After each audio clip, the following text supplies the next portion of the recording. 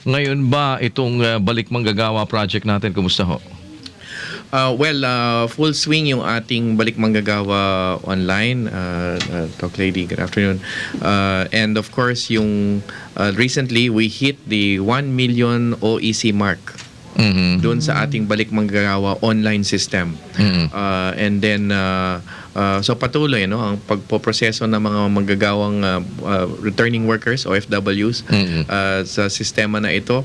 However, we will not stop there kasi ang tingin namin ay meron pang kailangan maibsan na proseso para sa halimbawa yung mga workers, for instance, in nearby areas sa Southeast Asia na madalas magbakasyon. Yung mga halos every weekend na nandito, galing Singapore, galing Malaysia, pag may long holiday or long weekend ay nandito. So balak din natin maibsan yung proseso sa kanila, mas padaliin. And then of course, yung mga long-time OFWs, may plano rin tayo sa kanila. Bukod sa isang long-term vision na in general, maibsan na yung buong proseso sa mga nagbabakasyon. Para hindi na sila required to get the OAC.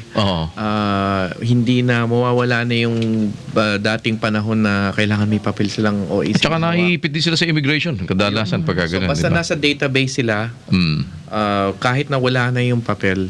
Okay na. And then we are also looking into the possibility of the fees ay maibsan na rin yun kasi sa totoo lang yun ang isang nagpapabagal sa proseso. Kahit nasabihin nating 100 pesos lang yan and money is not the object for our OFWs, hindi issue sa kanila yung kundi yung kaginhawaan ng proseso.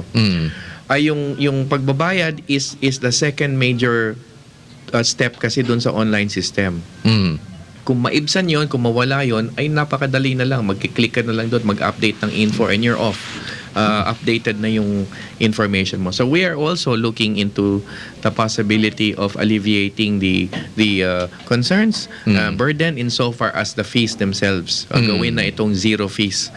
We will talk to the government agencies kasi meron ding government agencies na nagmo-monitor ng government revenues, Yes. such as sa DOF.